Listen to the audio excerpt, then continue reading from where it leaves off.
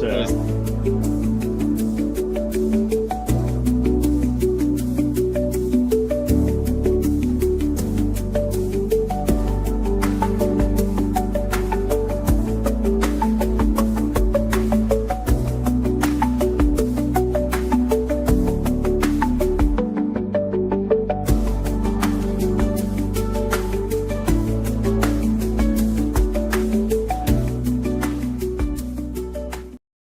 Hey, what's up, guys? How we doing tonight? We are at Open Sports Mic tonight. I want to say it was a busy weekend, but unfortunately, all I had was 92 on Sirius on my car all weekend, just listening to the Masters.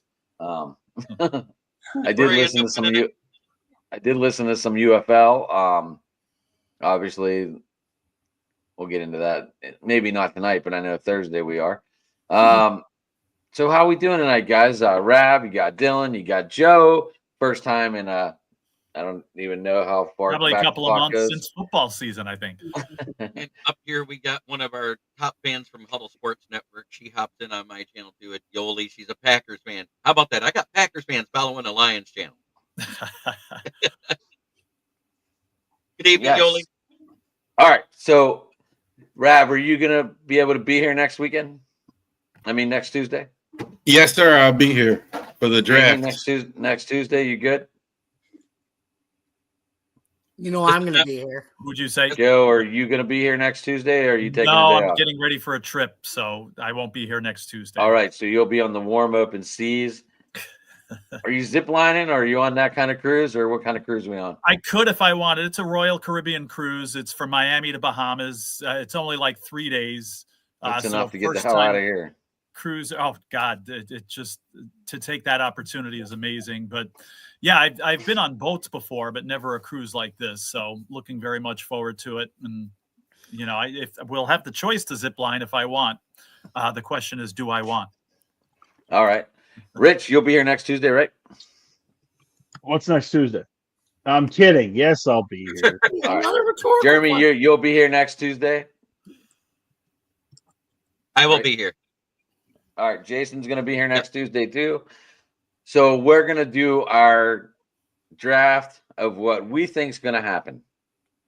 So here's the way it's going to work. I'm going to write down the draft order. I'm going to be the host. Rich is going to take Steelers. Jamie, obviously, Bills. Rab, obviously the Ravens. Dylan, are you Jaguars? Is that what we're doing, Jags? All right. Jeremy, obviously, Detroit. No, me? I mean, you did just say you're a Packers fan all of a sudden. No. I said I have Packers fans that follow a Lions channel. There's a big difference there. But right. Yoli, normally if it was my show, I'd play the music for you, but not tonight. So I'm gonna make the draft order. What we do is we put our draft order on our team, and then we count up that many spots, and then we get another team that we're gonna draft for, and then we'll move up again. So you might have with like 3 to 4 draft picks in round 1 per person, and that's the way we do it. Might I make a suggestion? Maybe. If your regular team is an AFC team, the next team you choose has to be an NFC team. And then go back and forth, and that way it splits it. We'll see the way it divides. Or maybe. Well, I mean, problem is Rich and Charles are both fans of AFC North teams. I was thinking you could draft for the whole division. Oh, they could. That's 4 teams gone right there. They could just handle the AFC North, and they can make the other 2 teams as terrible as they want. Unfortunately, I know you don't have to do a lot to make that happen, guys. No, I know, especially not the Browns. You know, all you gotta do is draft them Shadur Sanders, and they'll be right there with it. That's like Deshaun. Oh my God. That's watered down Deshaun Watson. Here we go. Starting already. Yes, I went there. Here we go. So that's You the way guys I all was know what I gonna do. think is That's good the way I was gonna do the draft. You think he's good? Sounds good. We'll see. We'll see which way we land on this, and then we'll go from there. All right. I'll draw it up, and then I will talk to everyone throughout the week and let everyone know what the hell is going on. Does that sound good? So, in other words, the draft is next Tuesday night, not tonight, right? Right, next Tuesday. Okay. That way I can write it all down. Yeah, As I far wouldn't as- expect. We're gonna make everybody do it cold tonight. All right. Okay, now since we're all getting things spicy, how about this question? What team takes Shedeur Sanders? Oh. I don't care. The British Columbia Lions. I could share one that was I could see suggested. the The London Giants Silly doing it now. Nannies. They worked them out. Who'd you say, the Giants? They did a private workout with them. I think that says that's a done deal. The Giants are gonna do it. They My had two guess- There's a team work. couple of teams. My There's a couple of guess is- teams that had workouts with him. Yeah, other he New worked out with Jersey the team. Right, but the Giants are picking number 3. That's a telltale sign. I read something today that suggested the other New Jersey team, the With Jets, who? the New York Jets, or the New Jersey Jets, Mhm. perhaps. The New York Football Jets. That's it. Yeah. There you go, Howard Cosell reference. I like that. That's what Howard used to say. Hey, that New Jersey Jet and that Jet. Dylan, are you on a fucking airplane or something? You got the fucking pillow around your neck and shit. No, I want to make. What's going on up there? The Jets wouldn't be. They could do worse. I mean, but they got Justin Fields. They're going to be fine with Fields. And they got Yeah, Russell but Wilson. Aaron Glenn is a discipline. He's a you got disciplinarian. No you nonsense. got He's you not gonna got put you up got with Jeremy you. down there right now going. Justin Fields sucks. I got to see him for all them years, 2 games a year. Actually, Glenn said he loved his On a athleticism. trash. Let's be honest. Glenn said, "I love his athleticism. That's what beat us 3 of the times out of the 4 he played us." He goes, Yeah, but but Jeremy, as far- you know him. He's a disciplined, no nonsense type of guy. I understand, but you gotta want to let me finish my take before you. Yeah, we gotta let Jeremy finish. Gotta let people finish, guys. But he also said maybe my quarterback coach can help him get better because he's still young and still learning. Mhm. What, for Shedeur Sanders? Are you saying? No, Jeremy, Justin for Fields. Justin Fields. Right. Yeah. No, I was saying like the Jets won't take Shedeur Sanders because Aaron Glenn's a disciplined, no nonsense guy. I think they're going to hold out for a quarterback till next. Okay, speaking of this guy, you go 13-12, finish 8th in the Heisman, and you get your number retired. What kind of crap is this? What, Adam? You got to look at history. Colorado was a god awful program before those. Thank two you. came. He said it. That's exactly what I was going to say. You gotta look- Colorado was you gotta terrible. understand, Adam, where that program was until Dion and those boys came in. And now what? They're slightly better Colorado than had Furman. Colorado had not been relevant since Cordell Stewart and Michael Westbrook and those Right. guys were there. Charles Johnson. Eric And Bieniemy. That's Charles why. Johnson, the enemy. That was the early '90s. That was 30 years ago. But at the same time, it's called Mr. Coach Sanders. Would you please bend over so we can kiss both cheeks of your butt? Yes, It's that is I exactly mean, what it is. because Sorry, everybody 13 knows that Dion is getting 13 and offers 12, from 8th in the Heisman does not get your number retired anywhere. I agree. Colorado. It Does. doesn't- It would at North Dakota State. Who? North Division Dakota 2. State. I know. Division 2. Actually, North Dakota I'm State. going to agree. I'm going to agree with Give Jamie me a that second, they were just boys. terrible. Give me a second. Give me I'm a sorry. Yeah. They were so terrible that warmed up dog poop is better. No, but That's that's what why their they're record getting their is. jerseys retired because That's what their program record so is. bad, 13. but before You they said got 13 and there. 12. 13 and 12 in the last 2 years. Yeah, That- Colorado, they would take 13 and 12 and go to the bank with that. Well, they have. Yeah. But I'm More saying people is have watched them in the last 2 years than in the last 25. Mm-hmm. combined. That's just facts. I mean, and those are the guys Combined. when you talk about Colorado football, those are the guys you're going to remember for better or worse. You could say Yeah. They they don't changed the deserve. Travis program. did win the Heisman. They changed the trajectory of Colorado football. I understand what you're saying, but what I'm trying to say is that's because before they were whale crap on the bottom of the ocean, and now they're just warmed up dog poop sitting on a lawn. Okay, guys, It was I'll an tell you improvement. what team. I'll tell you what team takes Shedeur Sanders. The New York Football Giants. Dylan, I just said that. Just don't take freaking credit for like something I said. The Yeah, I hate to he get said that mad, but Cardinals. still, I just said Are we that. still talking about Shedeur Sanders? He Sorry, is. Josh just called and told me that the YouTube I mean, channel come on wasn't playing. now. Oh, Oh no. the Giants. going live. Dude, Shedeur Sanders is going to the Pittsburgh Steelers at pick 21. Oh yeah, because they yeah. 'Cause You they better met with pray God. they don't. This just came out today. This just came out today, Rich. Did you Adam. see it? Adam, Shedeur I've seen it. I've Pittsburgh. seen it 3 different Yeah. times.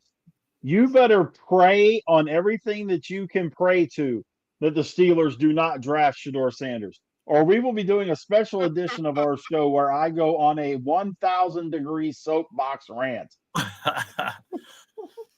Do Bro, it. I'll be looking like Chris Please do Jericho it. with the Do it. 1,004 holds. I'll be looking like Please, Chris Jericho Pittsburgh, with the do it so 1,004 holds Rich- list for all the reasons why he's not deserving to be a Steeler.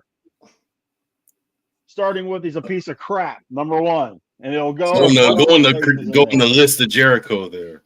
be like armbar. Reason number 2, Mike Tomlin won't deal with him. Mm-hmm. Number 3, our Oh, he'll Rooney deal won't with them. deal Be with him. swept under the rug like when we swept under Thank the you. rug like Antonio Brown. Thank you. Yeah, we saw how well that lasted with Antonio Brown. Hit the high Season road and a half. smoking, Zach. All right. Are we done talking about Yeah, Shedeur? but Brown, Yeah, he's we a should be. Trump We should supporter be. now, We should be. Antonio Brown. We should be. So I honestly think Shedeur goes to Cleveland in the second round. He's gonna go to the land. In the second round. Steelers head coach Mike Tomlin really likes Shedeur Sanders, and it's a real option at a QB for them if he's on the board at pick 21. I don't agree think with the he's gonna comment play. that was just made. I don't Your think son he's might going to be make right. it to 21. Did you see what your son wrote, Adam? I don't know if he's gonna fall to 21. He won't. Jolie has a question for the panel too. She says, "Is anyone Yeah, but going Rich to- thinks he's gonna go in the second round of the Browns. He just said it. is First anyone- round to the Browns, guys. First round. This is not going to be any drama at all. He's gone early. Is I am anyone not going to the draft. I live too far away. I appreciate He that, said Jolie. Pittsburgh next year, though. Is this your Yeah, I'm Packers gonna- fan, I'm- Jeremy? Yeah. I Is am working she going to the on- draft? Well, yeah, it's in Green She Bay. lives in Chicago. She might be. No, she lives in Chicago though. Is she a Bears fan or a Packers fan? Packers. She's a Packers fan. Her brothers are the stupid ones. They still watch the Bears. So Tyler Schaff from Louisville is being reported that he could go in the first round. I'll tell. Wait, They wait, said, wait. they said he's probably the most they said he's like the most polished passer out of all the quarterbacks in the draft. Why the Shaw's 79 years old? Let me tell you this. I'm glad you mentioned Shaw. If Shaw is a first round pick, that team's making a big mistake. Shaw is older than Trevor Lawrence. Yeah, but you can't Well, teach Trevor Lawrence throwing has the been a football big the way the mistake guy so far. does, so the way he does. No, Yeah, Shaw you're is He would not. be the- No, Shaw is Why- not. you want to watch Charles lose his mind? He'd be the third irrelevant quarterback to come out of Louisville in the last 20 years. And you know what? That's his fault. That's Lamar awful. Jackson's I love not it. irrelevant. I had to, Charles. I had to, man. Joe Flacco and So Lamar did anyone Jackson see are the not Will? irrelevant. Lamar is a bad man. There's no question about that. Did anyone see Teddy the Will Bridgewater's Howard the other one. comments? Did anyone see the Will Howard comments yet? Oh yeah. I haven't. No, He I just said for every quarterback that goes in front of me, I'm going to show up that team that passed up on me, and I'm going to be the better It sounds quarterback. like Josh Rosen in 2018. There were 9 mistakes made ahead of me. Yeah. Yeah, Scott Rosen, he was pretty good, wasn't he? yeah, Well, but Josh lest we Rosen, yeah. forget, there was another guy that made that statement too back in 1984, and he shoved it straight in the eyeball of all the teams that picked him that didn't pick him. So Which one So was did that? Peyton Manning Well, said the that- same thing. Say, if Well, you don't that take Marine- me, I'm going to kick your butt for 10 years. well, that Marino guy sure stuffed Oh, it in yeah. the eyeball of a bunch of teams that overlooked him for 23, Including the Steelers. Repeatedly. That's the only reason why they drafted Kenny Pickett. I keep trying to explain to people. That's the only reason why they didn't want it to be another Dan Marino situation. Now They that they didn't had him for a couple of years and he flamed out, now he can go flame out in Cleveland. I don't care what he does. I Okay, knew guys. he'd play him out. I don't think he's actually going to be bad in Cleveland. He can run that offense. No, let me tell you this, Kenny. Let me tell you this, Kenny. If Kenny Pickett sells next year, Cleveland might be the worst team in the league. What? Kenny By the way, Pickett Kenny Pickett's going to start for the Browns. He might. This is why I don't think they're passing on Shador. You got Kenny Pickett and Joe Flacco. What are you doing? You can by the way, pass. Joe how can Flacco you took still him to have the Deshaun playoffs in Watson? 2023. And you still have By the Deshaun way, Watson. He's not going to Deshaun's play hurt, Adam. anyway. Even if he does, he hasn't played well. What, His They're Achilles going to is dump shot. him after next year. They're going to get rid of Deshaun Watson. He's not even going to Okay, be. Just pretend he's not even on the team anymore. I mean, at this point. I Well, gotta he's look there. He's somebody up. trying to stay relevant. Yeah, but Here's that one doesn't I- matter. It's I tell him to freaking kick rocks if you're doing shit like that. Here's one I got for you guys. But I get Going fired because to- everybody's so sensitive now. Wow. But go into next week. I know we've been talking about different guys and all that kind of stuff. How many trades do you guys see happen? Trade ups do you guys see happening in the first round next week? Carolina Or- because of not Dave Tepper, but Carolina wants to trade down. I heard that. I read that earlier today too. yeah. But legitimately, how many trade ups do you see? I think there's a few, 4 or 5. I know Rich is like praying the Steelers are one of them. Honestly, I am. I don't see. But we don't have much to offer to move up. I don't see very many Got trades because unlike last year's draft, where there were 6 quarterbacks in the first 13 picks, this draft doesn't have the same quarterback depth. Doesn't have They the said same. next year's is supposed to be better. That's why. Next year's I think we will have a first round, maybe 1 or 2 trades at most, and I think those trades will come from teams trading back into the first round for a quarterback, whether it be the kid from Ole Miss, the kid from Alabama, Kyle McCord, maybe. I think Monroe can go later than the first round. See, we talk about the quarterback position a lot, and it's more important. You got to think to yourself, it's a 17-game season. Do you really want all these quarterbacks starting right away in a 17-game season, or do you actually take a guy like Milroe and you actually let him sit and he watches and then he becomes a good quarterback because you have 17 games now? That's the question. Did you see what Yoli says here? I'm a Packer fan. I have 8 brothers that are Chicago Bears fans. Who's the smartest one? Of course, me. Yeah, I saw that. The thing you got to look at, guys, the quarterback position. If you and I've said that, you guys have heard me say this before. Yeah. If you get drafted into the right system, Yeah. then you can go straight in. But if you're not drafted into the right system and you have to learn the system, then sitting behind an experienced guy doesn't hurt. Doesn't hurt at all. But if you get drafted by a team that runs a similar system to what you ran in college, then you're off and running. And I'm going to use Ben as the example. They ran the same system at Miami of Ohio the Steelers ran, and he came in just like that. But then you get a guy like, say, a That's when Michael it was- Penix. Wait, Rich, Michael they tried to Penix keep benefited greatly. they tried to keep Ben on the shelf. It wasn't They for Maddox wanted getting to. hurt.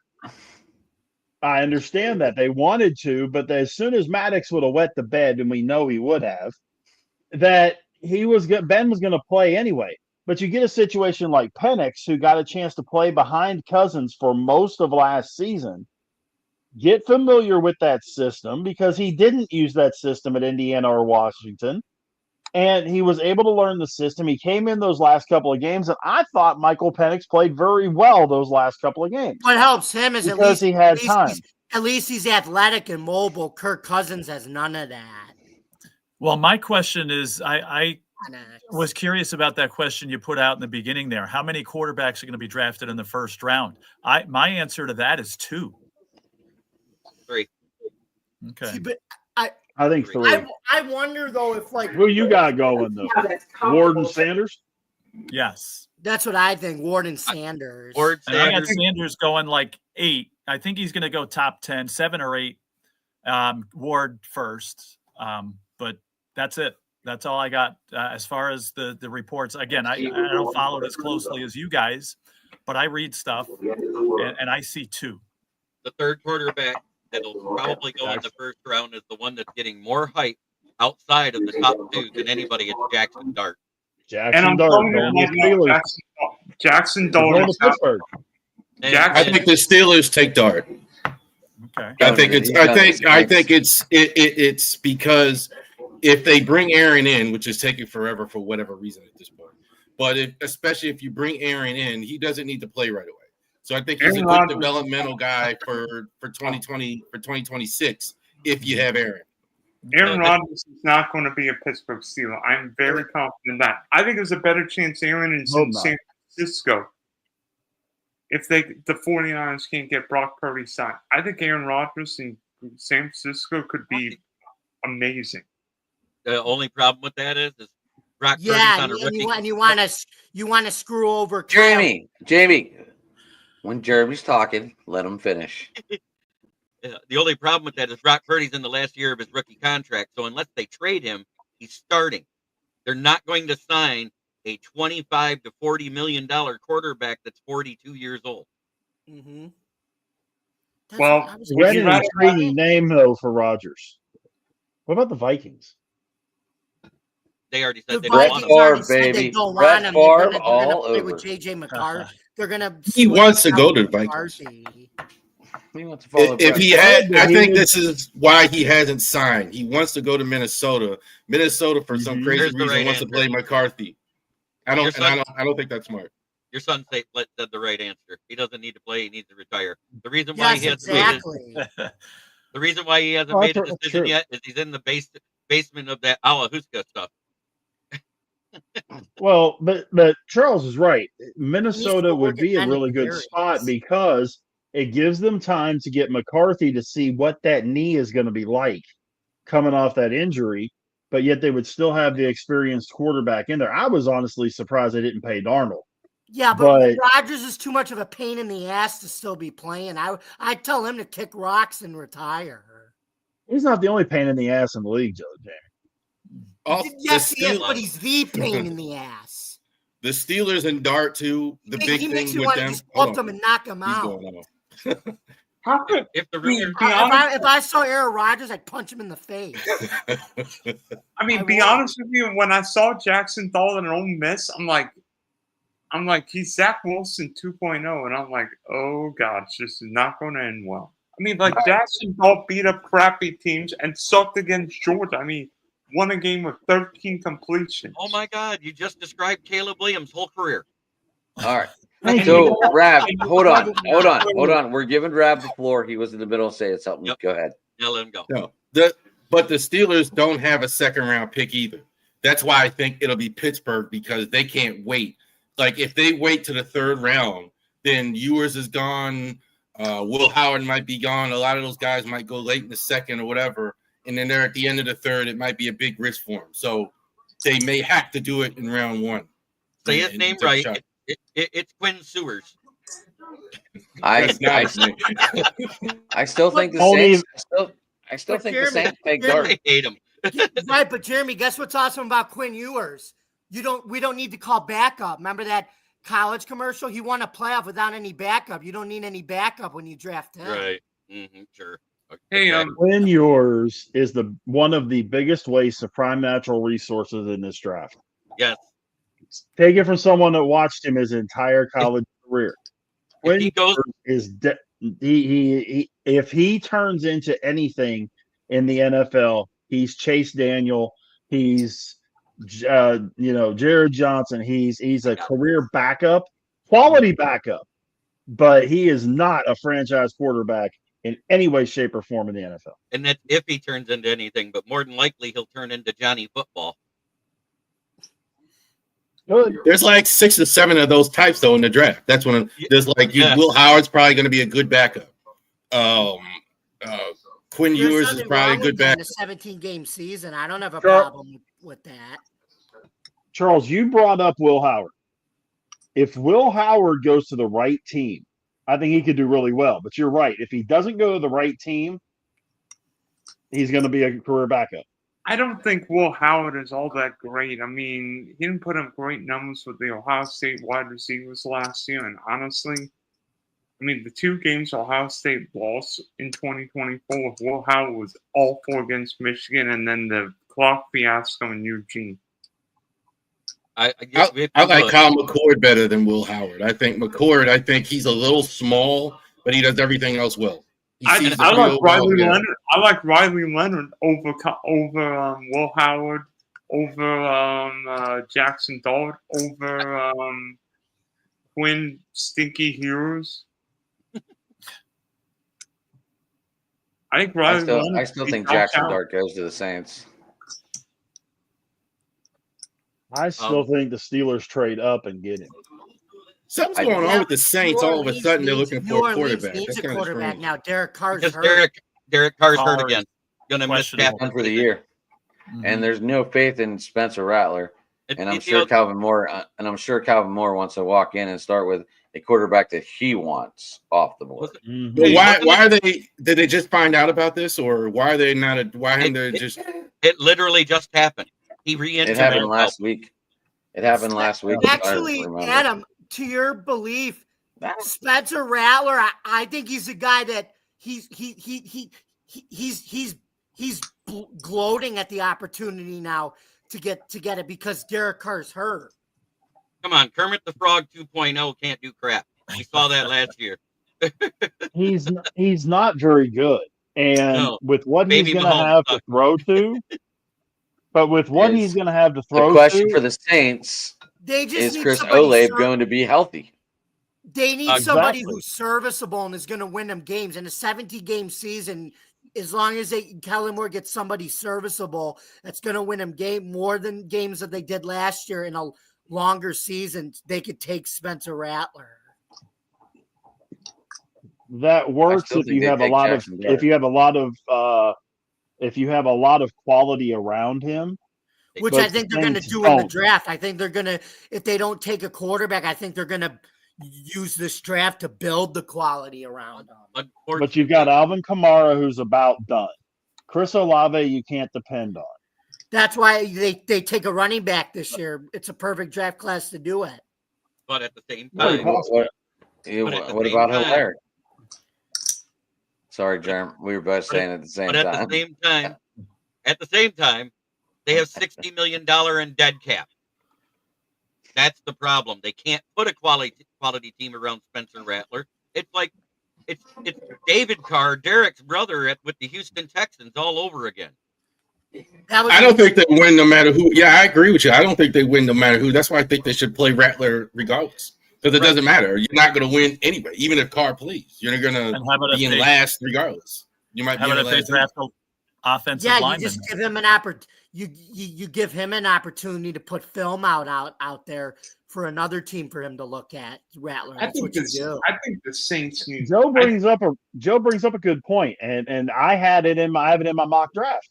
Taking an offensive lineman, take that linchpin offensive lineman that you can build around, and then when you become complete trash in 25 and have a top 2 or 3 pick in 26, then you get your quarterback, but you already have your foundation tackle to protect him. Joe, I think Spencer I Rattler's agree with the you. perfect guy for them to be able to do it. To do that. I don't with. think. I I don't think think. so. I honestly think the Saints have to consider taking a quarterback if they like Shadul or Dart at 9, and maybe if it means move up. If the Giants take Abdul Carter or Travis Hunter at 3, then maybe a New England or Jackson would move back. I think the Titans are taking Abdul Carter at 1. Dart, that's just way too high at 9, man. That's They just already- the way Titans too already high. said- I the mean, Titans already said they're Zach taking Wilson him went more 1 or number 2, and he's maybe the Hey, worst. one at a time, boys. One at a time. We gonna have they're doing thumbs up here or what? I've So- been trying to do that, but nobody's been paying attention. No, that's old school. Jeremy, that's because the banner's running underneath you. You can't Oh. see it. I put it up by my face like 3 times tonight, though. But So my next question: does Travis Hunter play both offense and defense? He says he's not going to the NFL unless he plays both. He play both. threatened people that. but at the same time, we've heard multiple coaches that we're going to start him one way or the other and let him build into the other one. And it's actually easier for wide receiver than it is for cornerback. So I think he will come in and be a slot receiver for somebody because he does have that type of route tree. Mm-hmm. Here's what I Sure. think. I think he's going to be drafted by the Cleveland Browns, who are going to be looking for exciting players and things like that. So they're going to draft him and make sure that he plays both. That's what I think. I think he goes to the Giants at 3, but I do agree, Jeremy, because wide receiver, it's that old thing. Wide receiver knows exactly where they're going. Cornerback has to guess where the wide receiver is going. So for a wide receiver to learn the position and get very cohesive with the playbook, it'll be a whole lot easier. Then he can learn the defensive playbook and go from there. Hunter is a phenomenal talent. Maybe the best talent in the draft. But when you're looking at that, I agree with you, Jeremy. Receiver first, then corner, but he will play both. Right. And that's what I'm saying. I'm not saying he won't play both. I'm saying they're going to look at him in the offseason, let him do whatever he does on both sides of the ball. And whatever he's better at, that's what he's going to start at and then transition into the other one throughout the season. 100%. I don't think he can have a 10-year career and play both sides full time. I agree with that. I 100%. can't. I'm sorry. It's NFL. He's not a great big guy. I think the injury issues he had, he didn't have them in the last season, but before that is because I thought he played too many snaps. I don't think it's a great idea. Is he capable of doing it? Yeah. He's going to be great on either side. No question about it. But the rub is, like, you're going to have a guy, look, playing that many snaps. I think it really depends on the team. I think like a New England or certain teams like Cleveland, like that, going to try and play him on both sides. A smarter team won't do that. Okay. All right, next question, Dylan. You're on mute. You're muted How many again. running backs You do that come a in lot. the first round? I set the over under at 2.5. Jeremy. It's going to be the under because they have most too. 2.5 running backs in the first round. We know Gentry. Oh, We know under. Gentry's 1. Go ahead, Rich. Under. I see 2. I'll name them. You got Genty and Hampton. That's it. That's what I'm saying. Mhm. Sketabo, those guys, they're going to go second, third, fourth round, Yeah. even later. I say 2 as well. Although it wouldn't shock me if somebody moved up and take one of the third ones. Somebody who wants to move back in and take a guy, take Henderson or Junkins or whatever. It wouldn't shock me, but yeah, I would say just a 2 for the most part. I think that's where Yeah. Hampton ends up because Genty will be gone already. Yeah, Genty goes to the Raiders and Hampton goes to Dallas. And I'll tell you what I think happens running back wise. I have Janty going to the Raiders, like most everybody. I think Hampton goes to the Denver Broncos at 20. And I have the Washington Commanders taking Travion Henderson at 29. that's a read. See, I Washington got the doesn't pick Commanders 21. taking Hampton at 29. I've got the Cowboys taking Hampton. And then it's going to be a fall off because the talent drop off is so bad. You might see one at 29, 30, or 31 or 32, but you're not going to see one before in between Dallas and that pick. Okay, next question. Who do we want our favorite team or teams to take? And Joe, I want you to start this question. We're going around the horn. Okay, All right. there we go. Direct it. Well, the Bills need Unlike what Adam did, huh? the Bills need, I think, the most a defensive back. So the report I read, and I like this, some guy, Jahdae Barron from Texas, a cornerback. Like I said, I'm not as well versed at this. I saw, a report that would be the guy around that time, and I think cornerback is a good start for the Bills. Watched him play a lot around, with Baylor and all those kind of teams here in Texas. Watched him play a ton. He can be physical, good in zone or man to man. He would be a really, really good Trevarius White kind of receiver, kind of corner for you guys. Yeah. So I could see if you can get him at the end of the first round. Yeah, It's I agree. I agree, Joe. It's a passing league. GM say it all the time. It's a passing league, and you can never have enough corners. Mm-hmm. Barron is my favorite player in the draft. Awesome. Love watching him. He can play safety. He can play corner. He can put him in the slot. You can put him. I think the only reason he's kind of getting slept on is because of Travis Hunter and Will Johnson are even better. But I think in a lot of drafts, he'd be the first guy off the board. Love it. And it's like Rich said, I mean, there's some smart teams in front of the Bills, and he's liable to get taken before he gets down to their spot. But if he's still there, if he's still available, then I think he's the guy.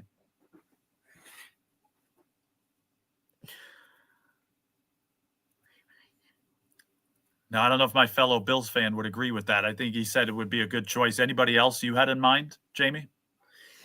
Yeah, I would say corner or sub type of big interior defensive tackle because as we said, the cornerback situation, passing league, can't have enough of those. And even in a league where, like I said, the past few years they're not running the ball as much. Running the ball is making a comeback. I feel like the last few years has been making a comeback, and even in a league with, like I said, where you pass more, you still have to focus on stopping the run. I mean, look at the Cowboys, right? So so that's why I think they go either Kenneth Grant if he's still there, or Walter Nolan, or Derek Harmon from Oregon. Okay. Defensive tackle. Dylan, where you got 30, now? this is what I'm saying, at 30. Okay. Now, okay. So I've got 3 defensive end products that it could be there. You've got the Tumalau out of JT Tumalau out of Ohio State, Mike Green out of Marshall, or Donovan Ezuraka out of Boston College. That'll be the edge. It'll be, if it's not one of them, more than likely it's Tate Rutledge out of Alabama, the guard. And if it's not him, then it's going to be Golden, the kid out of Texas, the wide receiver. It'll be one of those. That's the 3 positions of need that the Lions really have. If you look at it, it's the same holes that they had last year. We don't have that big, sure-handed wide receiver other than Tim Patrick, who's held together by scotch tape and cartilage. And then that's what I'm saying. We don't have that big 3. And that would give us our big 3. It'll give us somebody there. If we don't get that, we're going to grab somebody like Restrepo in the second round, Xavier Restrepo. That's what I see happening. Can I go back to Jamie's point for just a second? Because I'm looking at this. NFL rushing attempt average. Okay, number of rushing attempts per team on average by year since 1996. So the last 30 years. Yeah. Every single one of those years, the number of average rushing attempts per team per game has been between 26 and 28, with one exception, 2018, 25.9. So the rushing attempts are not going up and down, up and down, up and down. They've stayed the same for the last 30 years. So the rush, it's not necessarily that it's been a passing league. It's been more of a timing and quarterbacks rushing than running backs rushing, because the number of quarterback rushes has gone up the number of running back rushes has gone down, but the number of rushes total has stayed level for the last 30 years. That's a good point that you brought that up, Rich, because you have dual threat quarterbacks now who do more of the running than the actual running backs. Back in those days, like I said, it was you had a pocket passer and you ran I form, and the running backs did most of the rushing. That's a good point. Josh asked, should the Bills draft offensively or defensively? I think a mix of both. They have holes on both sides of the ball, don't they? I think you take care of the defense first, and then you can go offense. I agree. Yeah, there's fewer holes on the defensive side for sure. I think it's what you're missing the opposite defensive end to Epinesa now, and then what is it? A linebacker, because you can't depend on Milano to stay healthy a full season. Right. I think Yeah, that's it, right? Because your secondary actually played very good for having a bunch of no names and rookies on it last year. I mean, you only had one star on your secondary at the time. Yeah, a little more depth wouldn't hurt there, too, though. Well, no, Jeremy, that's because, like I said, the Bills last year, that's how it was. They do an everybody eats mentality now. Like I said, ever since they got rid of the veterans, that's how they play. But that is your holes. Was I correct? The linebacker and the other defensive end. Yes, that's one of them. And like I said, it was also like I said, we were the year before we had McDermott calling the defense in 2023, and then last year we had a first year defensive coordinator Bobby Babich calling it. But I think if we plug in those pieces to help him out, I think he'll have a better year too calling the defensive plays.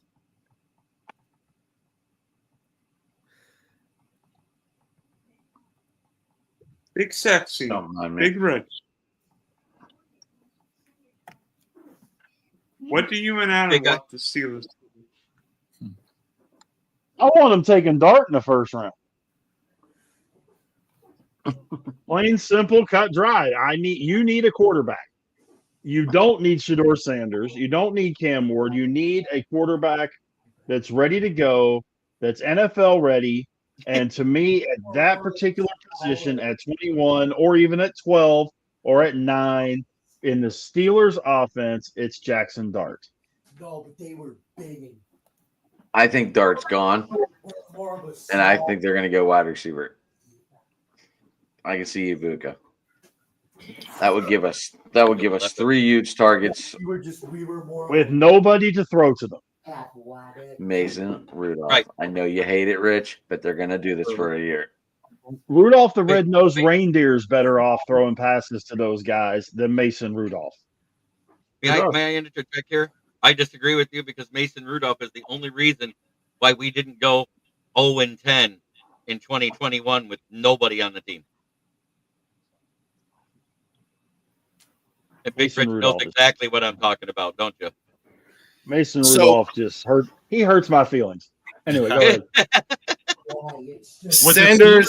Sanders and Dart are both on the board at 21. You're doing what? Dart all day long. I don't want Sanders in Pittsburgh.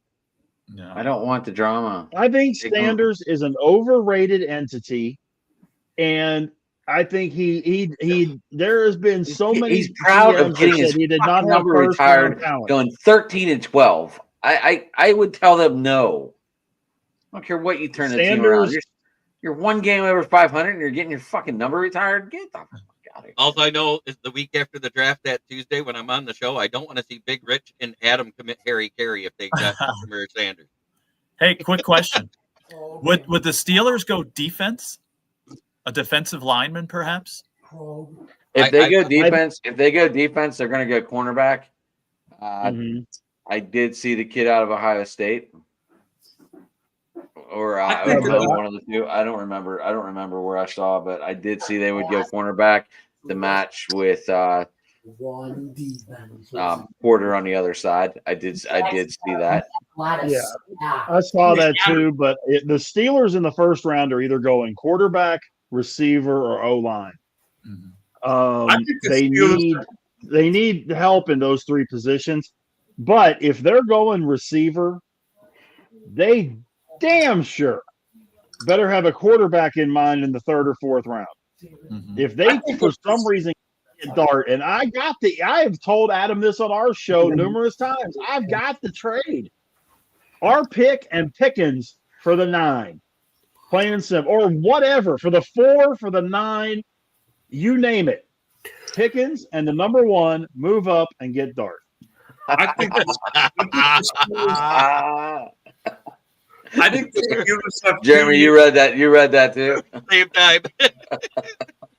It sounds like us talking about Packers and Bears fans. You know, Oh shit! for the first time in 5 years, the Bears finally beat the Packers in Week 18. If only Evan were here. Evan should be popping on any minute from what I just heard. By the way, if the Steelers don't go quarterback, I think Pittsburgh goes running back.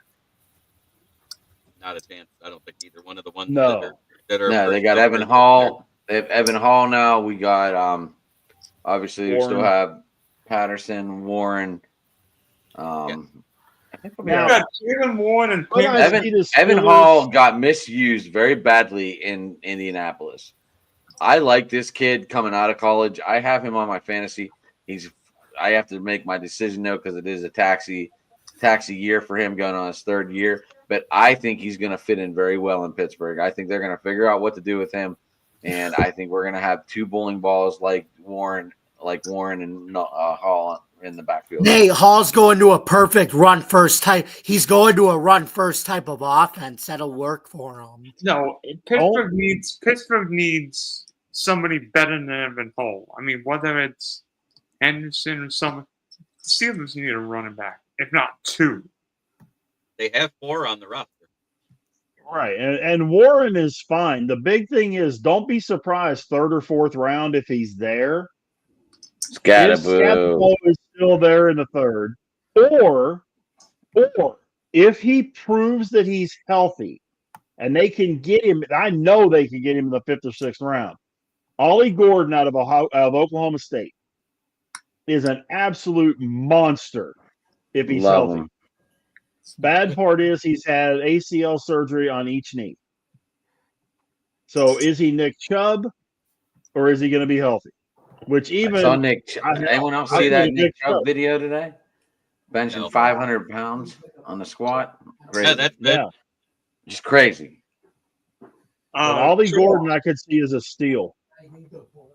Charles, If you I like Scatterby. Yes, sir. Rich. You know that. I like Scatterby, Rich. You know that. what do you I know, and want I do too. to do? Say again. Well, That was a battery ram. I like. Wait. we all love Scatterby. I'm not. There's no Scatterby slander in this. He's a Pittsburgh Steeler type of runner. Yeah. Scatterbo. But he's not worthy of a 1st round pick. Ravens. No. That's Go why ahead. that's why Rich was saying get him in the 2nd or 3rd round. Right. Pittsburgh. No, I'm just saying if we were asking about 1st round, I believe. That's why I gave the 3 positions and the players that I thought it would be. Yeah. Jaddy and Yeah. who's the other? Who's Jaddy and who's the other kid? Omarion Yeah. Hampton. Or Hampton. those 2 are going to go in the 1st round. Yeah. All right. So Yes. the Ravens in the 1st round. I think keep an eye on the D tackles that drop. There's a lot of good ones. Kenneth Grant might go down there. Walter Nolan might be in that range. Derek Harmon. I think that's the Ravens. What they do. What I would do. Tyler Look Booker. for your next Hinogi Nataga. Love Tyler Booker. Tyler Booker Okay. is nasty, man. He pushes people around. He's ugly. Got great in the pass game, great in the run game. I think he's mauler and technician. So I think that's what I would do. If I was EDC, every dollar counts, or Ozzy, I'm definitely doing that. They have to. Daniel Falele is the worst right guard in the league. So they have to. They got to do. I want the guard. But Bama O linemen are studs. I will want to admit that there is one defensive end that I wouldn't mind if they reached on, just because of his size and athleticism. Is the kid out of Missouri, Landon Johnson? Jackson. 6'8" and 290 and moves like a ballerina when he does a spin move. What about that guy from Ohio State?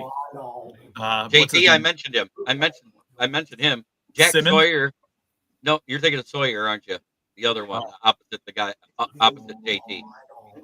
I think Simmons is a tackle, I think. I think the tackle Simmons.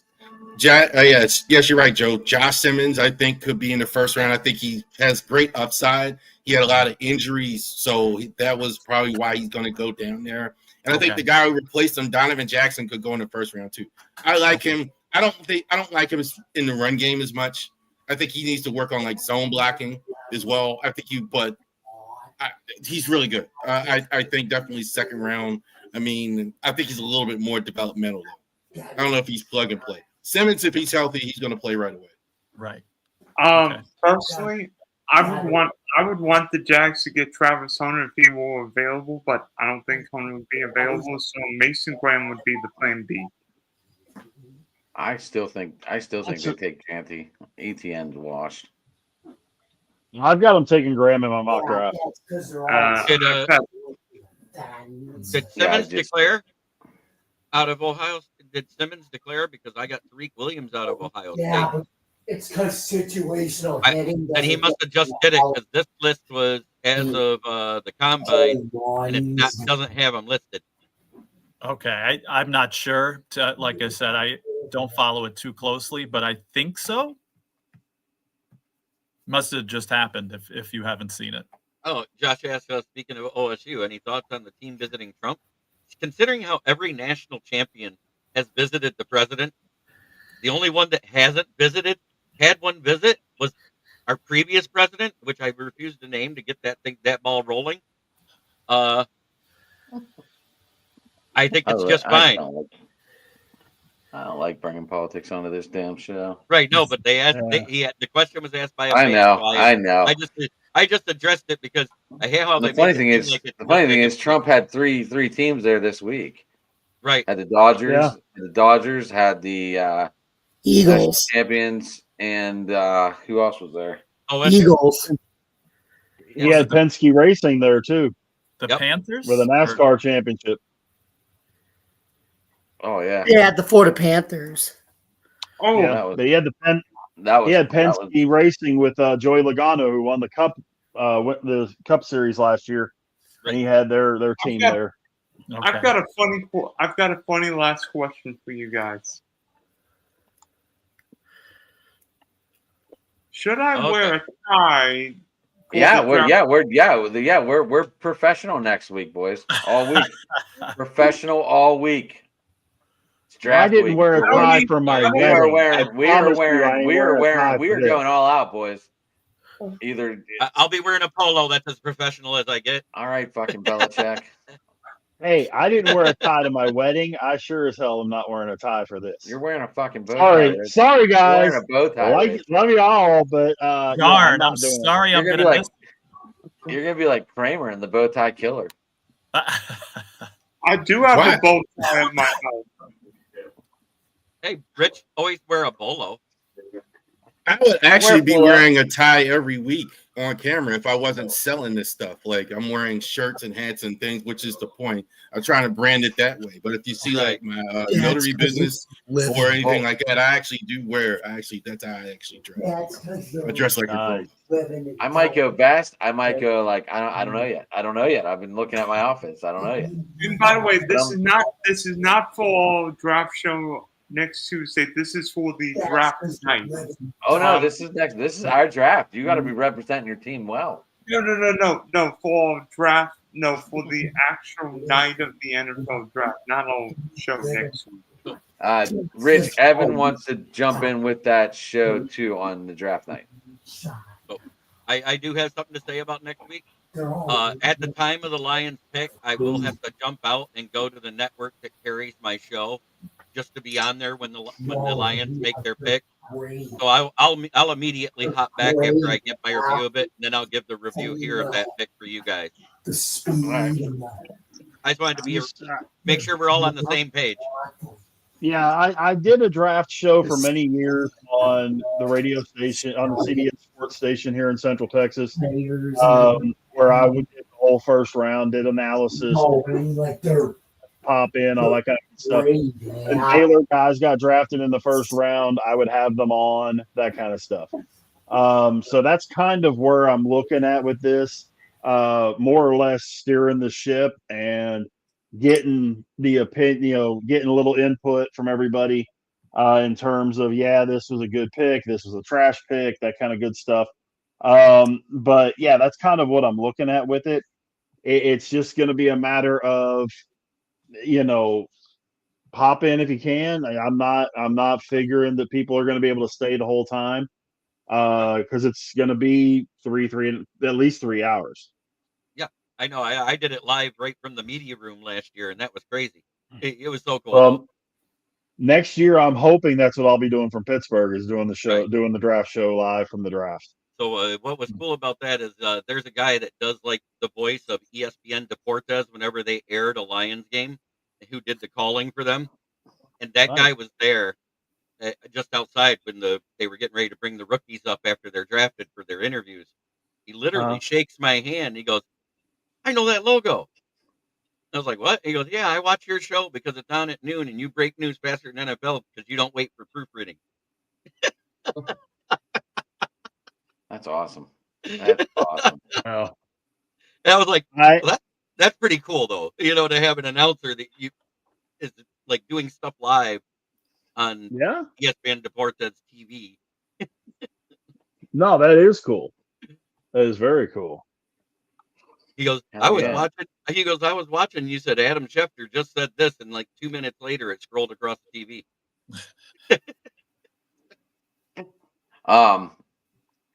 So, what were you guys' thoughts on the Masters? I was Good. right that Rory held off, right, and won it. Mm-hmm. In overtime. Congratulations to him. The Irish, the drunk good to Irish, see. won it. Good to see. I didn't get to watch a lot of the Masters, but I think the right guy won it. He tried to give it away, but he won He it. did try to give it away. Holy cow! Bryson DeChambeau, right? Yeah. No, Yeah. Justin Rose. Oh, Yeah, at the end of it. Bryson DeChambeau I just fell apart on that third day. But go ahead, Rep. Oh yeah. Yeah.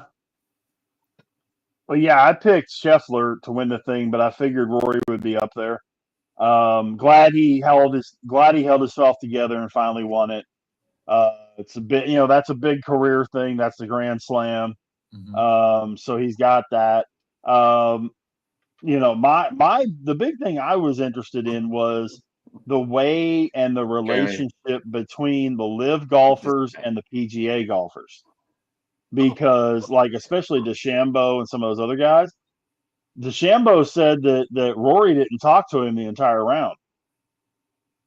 And there was a lot of that going on where the LIV guys were being shunned, blackballed, whatever, that I thought was kind of interesting and very petty in sixth grade at the same time.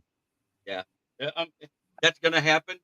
But eventually, I mean, even when the president even wants the two leagues to get together, it's eventually going to happen. Mhm. Yeah. Yes. Yeah. Although I those think lip- Rory. I'm sorry. Go ahead. You were talking. No, go ahead. No, I just real quick. Rory, I think, is the best golfer since Tiger Woods. I think you could put him. I think that put him ahead of Phil Mickelson as far as being one of the greats of all time. I'm not a big golf guy, but I watch the Masters just about every year, and I think, yeah, you're right. I think we were all pulling the Elroy down there on 18. Had to go to sudden death. The Masters is ridiculously hard course. TV doesn't do it justice. That's insanity. What they ask those guys. Yeah. It Right. is. Guys, and- I got to bug out. Okay. I hate to cut off it. Sorry about that, Jeremy. No, But it's I okay. got to bug out. No. So tomorrow night, Adam, we'll do our thing. 9 Eastern, 8 Central. Steel City Right. Sports Talk. Two Tire Change Monday nights, 7 Eastern, 6 Central. Big Rich 8371 on Twitter. I appreciate you guys. And we'll do this again real soon. Looking forward to the draft next week. Yep, I got All to say hi right, to Smoking Rich. I'll Daddy. see you tomorrow Good to night, see you, buddy. Rich. See you Ken, guys. I just wanted to say hi. I just wanted to say hey back. We're not ignoring you. I just Right. Smoking Dad is in the chat. He is. I was going to say before, those live guys aren't doing so hot, though. You know, guys, they're talking about, you know, Mickelson, how he's fallen off the, you know, the face of the golf world. And what's his Right. name? Koepka had that major meltdown, and, you know, he's struggling and everything. So, you know, they're rich, but their golf game is not exactly being helped by that situation. Yeah, So, John Rahm has never been the same since joining Liv. right. Right. And at the same time, the money that the Liv will interject into the PGA will improve the sport overall if they combine. You know, that's what I'm talking about. I understand the guys are happy that they're making the buttload of money they are off of the Liv, but if they combine it and that money gets pooled into those cash pools, everybody gets paid better. Mm-hmm. Well, the PGA guys should get something because they stayed loyal, and they should get some kind of financial reward for that, I think. But it's not a matter of if, it's a matter of when it's going to happen. Right. I don't know if it's going to happen this year, next year, or the year after that. Mm-hmm. But you see it's trending towards happening because we're seeing more joint matches, you know. Josh McDale. You're good. It'd be mini golf. Well, I read an article too. They were talking about, okay, you know, for a particular handicap, what would you probably score at the Masters? And again, if I could break 100, I'd be happy. There, I'd lucky to break 200 probably. But dude, them greens. Are we getting soft greens or are we getting the fast greens? 2 in the afternoon. Augusta is ridiculously hard. Shout out Kenny in the chat here, one of my subscribers. Has a channel, definitely, if you haven't checked him out. His channel, he kind of has an open mic with his guys here too, where they talk about football Everything. and a lot of other good stuff too. So it's like similar to your like vision there, brother. I was going to ask him what he think the Niners are going to do in that draft pick. And he lives in Oakland City, Maryland. Ouch. Best mini golf courses probably I've ever played.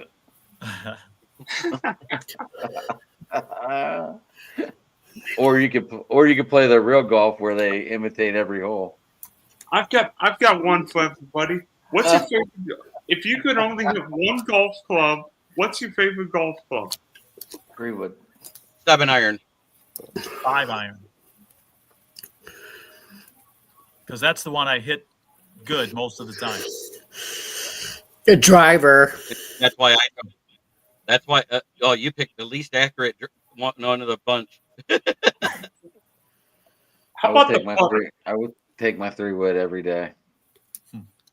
I thought that the Niners would be going defense this year because the defense kind of fell off the planet last year. Oh shit! They lost Greenlaw, they lost Tofunga, they lost Ward. Yeah, but now they got both the brothers. The only problem is they might only have one for half a season and the other one for half a season. Wait a minute, Joey's in Buffalo. Yeah, he is. He signed a big contract in Buffalo, 1-year deal. Somebody was saying that he went to San Francisco. He got traded to San Francisco just the other day. It's been all over the chat. They're saying with Nick and Joey on the same team, it's going to be nuts. Well, we still have a Buffalo guy here. Jamie, did this happen? We see. I haven't heard anything about it, but again, I don't pay attention to football this time of year. So I know Ramsey's on the trade block. No, Joey Bosa is still on the Bills. okay. So I that think guy's we a would have liar. heard something. Just trying to rattle your chain there, Jeremy. Don't worry, I'll light him up on Thursday because tomorrow I will be in. Go John Tortorella on him, dude. He goes, there are so many AI channels. I wouldn't doubt you heard that. Absolutely. No, I do a podcast too. I kneecap biting with the Motor City Lions, and I do a roundtable talk, and I get people from all over, all different teams commenting all the time. And so one of the commenters kept saying, he's been saying it for a week straight now, not just 1 or 2 days. He's been saying it for a week straight. Man, who's going to be able to go up against them? I was like, well, now I got the firepower to say, it's a lie. Yeah, he signed a 1-year deal worth what, 12 million, I think it was. Over 13 million. Mm-hmm. That's actually cheap for a defensive end these days. If he stays healthy, it's cheap. Well, Joey Bosa's got more injuries than Philip Rivers has got kids. That No, didn't that take would be much. Nick Cannon, dude. Yeah, he You mean Nick Cannon, Dylan? Phil Rivers has like 11 kids. Right, he's got 1,000 kids. So and They're another all one by on the the way. same woman. They're all- Yeah, So you're For telling me real? Tyreek Hill and Philip Rivers have been in a competition all this time? there's my dad. I did break 100 at one time at 62 years old. Shot a 6 over for 77. wow. At Augusta? No, I believe that was at Vienna Greens in Montrose or in Clio, Michigan. Oh, excuse me. That was Not tasty. excused. So, That should was I wear a tasty. suit and tie or suit and bow tie for the draft next Thursday? So, with the people who are left, I have a free for all question to ask all of you. Who is the one person you have, even if it's a position of need, that you're like, oh my God, no? I'll start with you, Joe. Is A there draft? one for the draft? Well, I won't speak for the Bills, but I grew up a Giants fan too, so I do want the Giants to do well. I don't want them to get the quarterback there. I don't think it would be a good move for them. Sanders, I'm talking about. Right, I know who you're talking about. That's the one player I don't want. I don't think, I think he's overrated, and I think they should focus on other things, right? Go with what they have now, and then if the need arises, you can go for a real quarterback next year. So So if it plays out like this, Joe, I've heard Cam Ward, and then I've heard Travis Hunter now has been mentioned going to the Browns. Would the Giants go Abdul Carter? As far as this year, Yeah. Yes, I think that would be their best move, and I think that's where they go. But I don't, and again, The New York Giants, Joe, they're technically the New York Bills if you want to get technical. right? But to Gable say and Joe, that the Giants, Gable and Joe Shane, right? to say that they shouldn't do anything stupid, I guess I've said that too many times and gotten burned. Yeah, but Joe, they're not. Joe, remember where Dable and Shane come from? They remember how they did it in Buffalo. They would know. They got a good handle on it. Yeah, they do, and I don't think they'd be dumb enough to go for Sanders. But that would be the number one guy I wouldn't want to see. It's not an issue with the Bills because they wouldn't do that. But I'll talk the Giants, and I don't want Sanders. Holy crap. I just found this sad. The Tampa Bay Rays have not won a game on April 15th in forever. I know, Kenny. I called them the New York Bills because the head coach and the GM were the offensive coordinator and the assistant GM for the Bills. All right, now, Jamie, what about your Bills? Who's the one player this draft that you say, oh God, no, of a position of need? Who's that? That 6'6", 464-pound defensive tackle from Florida. That's who I don't want. Yeah, I know who you're talking about. I can't remember his name, but I know who you're talking about. Adam. If he loses 100 pounds, I would take him, but I think he's God no because he'd be one heart attack away from. Desmond Watson, the 6'5", 464 pounds. What's his name again? Desmond Watson. Desmond Watson. All right, Adam, who's yours? What are we doing, guys? We don't want to see drafted at all or in the first round. As a position of need in the first round, who don't you want? The Steelers? Yeah. I really don't want Shedeur Sanders. Amen. All right. Charles.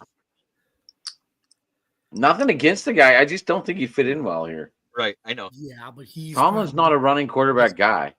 Tomlin is so fucking old-fashioned. He just wants to run up the fucking gut and throw it deep and throw stupid screen passes. The same thing on repeat. You could probably put it on a shirt, You could I probably like put run, screen pass, and if we're still deep, screen pass. That's how the Steelers have played football for years. You run the football and Okay. play good defense. That's Right. called Steeler football. I understand, but let's get Charles' opinion on this now for his team. The guy I think is the most overrated guy, one of the overrated, is Nick Illuminori. People keep asking me about him because he's got that great 40 time. He's got 4.3 speed. Watching him, I don't see it. You know, it's like Travis Hunter. I always reference Travis Hunter with him. Like Travis Hunter, when you see him run with pads on, you can see him. He's got great acceleration and everything. Like Illuminori's got this great speed, and I'm watching him watching the games, and I'm like, yeah, I think I hope they don't go that route. Okay, Dylan, who's yours for the Jaguars that you absolutely do not want? Unlike the rest of you guys, well, except Evan now, my team's got a top 5 pick, so I'd be happy with a pick as long as we don't take a quarterback. But I don't think we will.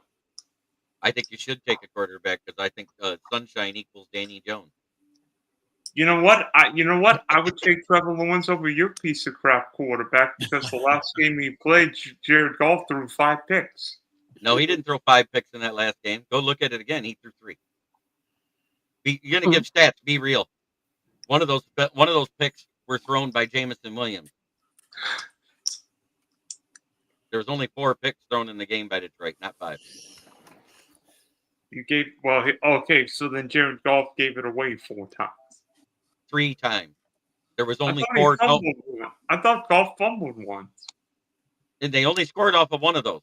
The defense did their job for a minute and then failed the rest of the game. Go watch the whole game. It was failure on both sides of the ball. Dylan, you're so stupid. Evan, how you doing, buddy? Wait, Jamie. How can you say I'm so stupid when I have 2 degrees here? Degrees don't mean anything. Look at Nancy Pelosi. Oh, dude. Oh, yeah. Don't get me started on her. Don't get me started on her. I mean, Jamie with the slam dunk. But look at AOC. She has a degree in economics. She doesn't know anything about economics. By the way, Jared Goff lost fumble and 3 interceptions. Okay. This guy Kenny just put in the chat is super overrated. Is super underrated rather. Holland Pierce is fantastic. I think because he's so big, like the old NFL would absolutely have him much higher.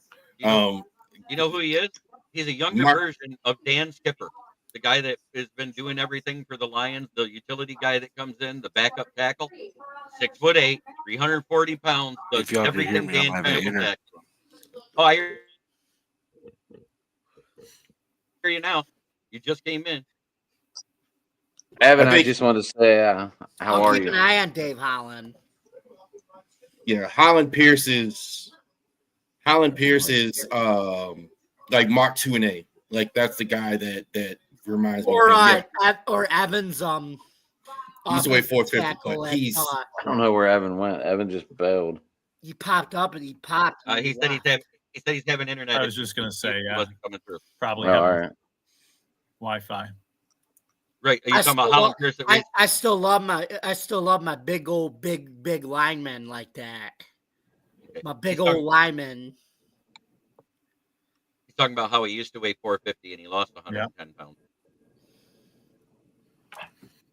All right. He's a cab ride around him. That's old school as I don't like. Reminds me of those old cowboy linemen. Now that everybody gave theirs, I'm going to give the one edge player I absolutely do not want because I think he's the most overrated edge person in the draft. It's ABS. Anybody but Shamar Stewart. Evan, how are you, sir? Hey, guys. Sorry about that. I was having some internet. Hey, Evan. How's the back, man? How's the surgery? So I just let everyone know Evan's on the road to recovery. Oh, congratulations. Not from drugs and alcohol, but from a wreck. No, I know that's what I mean. Anytime most people think those super negative on recovery, and I'm one of those ones that have an open mind on it because I recovered from a heart attack in 2016. So when somebody says recovery, I don't automatically assume the worst anymore. It could be injury, it could be an illness, it could be anything. Well, I'm doing much better. I have a lot of mobility back. Still trying to, lift the arm and do better there with strength. But I can't complain. It could have been a lot worse. So, Yeah, Evan, I've got a question for you. By the way, thoughts and prayers for you. You'll get back before knowing. Who do you want the Browns to take next Thursday? I've been having a lot of discussions with friends since I've had a lot of free time. The talk here is Travis Hunter. At this point, I would say if you're not going to take Abdul Carter trade back to find a way to get more picks, look at a guy like Will Campbell. I wouldn't trade outside the top 15, maybe even the top 10. If I can get somebody to move up, I would look at a guy like Will Campbell. But if we're staying at 2, it would be Abdul Carter. okay. Now I got my question that I asked in that first round. Who's absolutely the one person you do not want to take there for the Cleveland Browns? He won't be there, but it would be Cam Ward. I think Cam Ward will be there. I absolutely despise the idea of Cam Ward. Okay.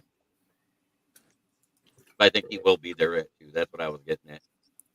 You think that the Titans will take from what I understand from me writing, and I have a friend that wrote for the Titans. He said from what he's hearing around the camp is they're going either Carter or Travis Hunter at 1. Wow. That's not what I'm hearing. I'm hearing Cam Ward 100%.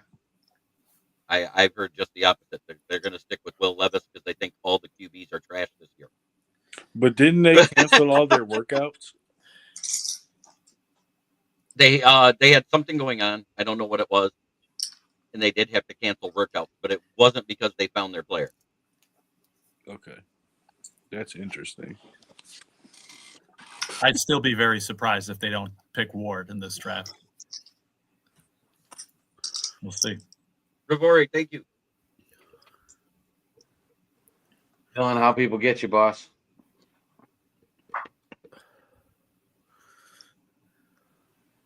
You on mute. I'm sorry. Check us out this week, Ravery Sports on YouTube. Definitely go ahead and check us out on there. We're going to be going over the teams who got better and worse in the NFL in the offseason. We're going to be going over that. Ravens presser. Definitely check us out, Ravery Sports on Twitter and Twitch. Sweet. Rab, I'll see you next Tuesday. I'll send you your link, your teams that you should be prepared for. Okay?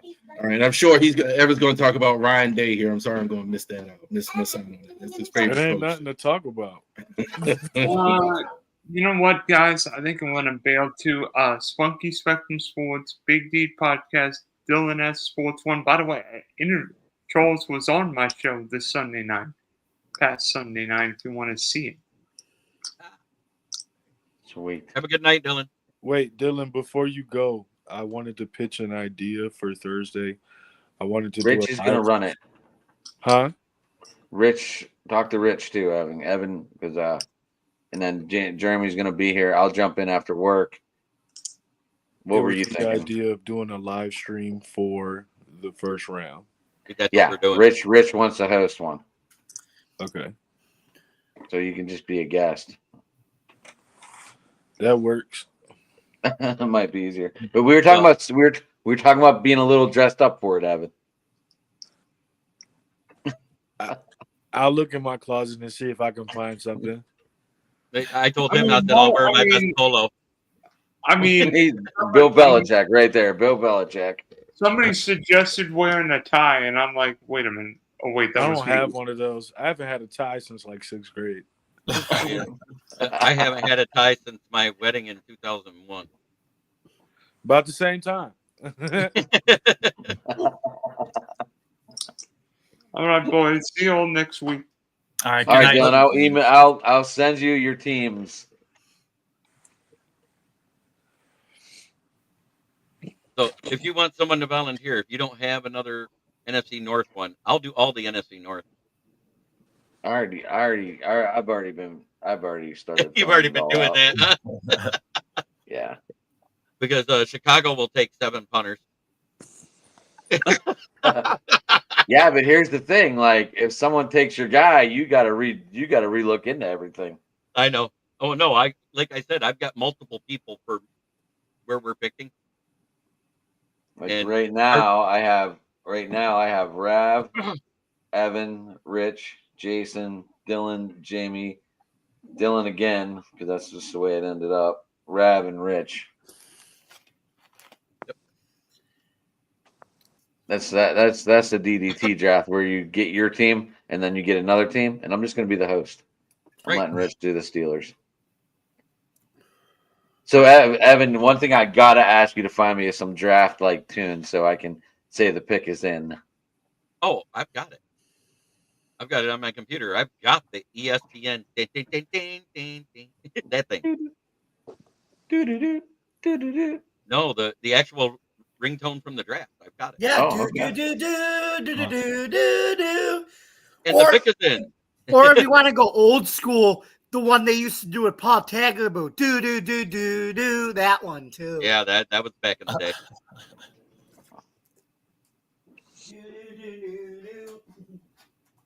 But I actually downloaded it just before the draft, and every time the pick was in, that's what I would do is I would hit that, and then we talk about the pick and give our analysis and ask the people that were the fans of that. Never team mind. what they had. Never mind.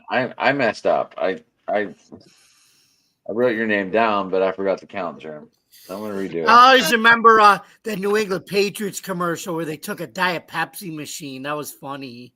Yeah, it was. Rich Eisen But, goes, with the next pick of the draft, the New England Patriots select Diet Pepsi machine. But Evan, you'll be nice to know that in the past few weeks, I met a guy that actually from the Cleveland area that used to play for OSU baseball, right fielder Jermaine Crawford. I've He heard actually- your name. He actually lives in Bay City now, and he's coaching the Delta Community College baseball team, the Delta College Pioneers. He's a assistant coach for outfielder and batting because I guess he was drafted by Cincinnati and went to single high A and blew out his ACL. Oh man, I've been there, done that. So that's why he lost his career in baseball, but he's still managing to be a part of baseball. That's all. That's one thing I wish I could have done was stay a part of football. But I love where I'm at now. So You're right. That's why I do what I do at my age. I'm 54. There ain't no way I'm getting on a field anywhere other than to maybe drink some Gatorade.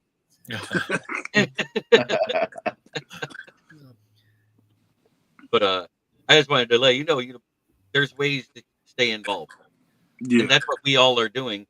Those of us who can't play, find something to do around the game because we loved it that much. yeah. Absolutely. So, Joe, how'd you get 2 weeks off for vacation? I meant to ask you that. When do these kids go back that you're able to take a cruise? Well, I'm missing some school actually because we go back next Monday. So I'm actually going back Monday, Tuesday. Well, actually, I'm off Monday, but going back Tuesday, Wednesday, and we're heading out early Thursday. And then we're getting back. So I got to take days there. So When's the boat? When's the boat leaving Friday morning? Friday morning at like early. I don't remember, like 7 a.m., something like that. And it's only like a 3-day thing. So we get back like 6 a.m. We get back to Miami 6 a.m. Sunday. Monday morning. And then we're actually staying in Miami that day and coming home Tuesday. I'm not getting home till late Tuesday night, like the 29th there. If So- you get off and tour Atlantis, let me know. There's a little beach to the side of Atlantis, the hotel. Okay. Let me know if the guy's still selling $5 coconuts that you can drink out of all day long. $5 okay, I'll see. But yeah, I've The never guy- been down the- there. Been to He Florida. said I couldn't out drink him, and I just kind of laughed because this is Yeah. back when I was drinking heavily, and he's like, "Dude, you drank 3 bottles while you've been here," and I'm like, "I told you $5 is not going to be enough." Right. But I don't know Yes. how much he was getting a bottle for. I have no idea. Yeah. But that was No, a fun cruise. That was a fun cruise for me. Did it go to the Bahamas? Yeah, I went to Nassau and back. Okay. Yeah, we And stopped. we were on the littlest boat there. Okay. I mean, think- the littlest boat. It felt like it was about as big as my house. What? Yeah. No, this thing's huge. It's Royal Caribbean. I guess Royal Caribbean has their own island in between Florida and the Bahamas. So we're stopping there one day, and then we hit like Nassau the next day. This is a 4-day. This is a 4-dayer. Well, let's see. Yeah, we leave Friday. So Friday, Saturday, Sunday, and then we get back like Monday morning at 6 a.m.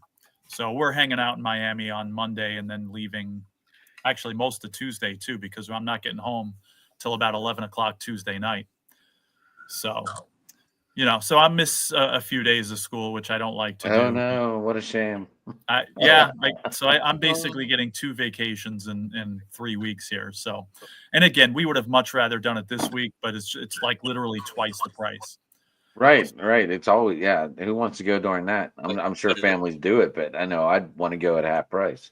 Is Right. this weekend Easter, right? Sunday. Yeah, this weekend's Easter. Yeah, that's what I thought. Okay. So So I got to say this to you, Joe. You have a safe and very blessed holiday, and I hope all your travels go smooth, and I hope the weather stays good while you're on the boat, because I would hate for you to get seasick.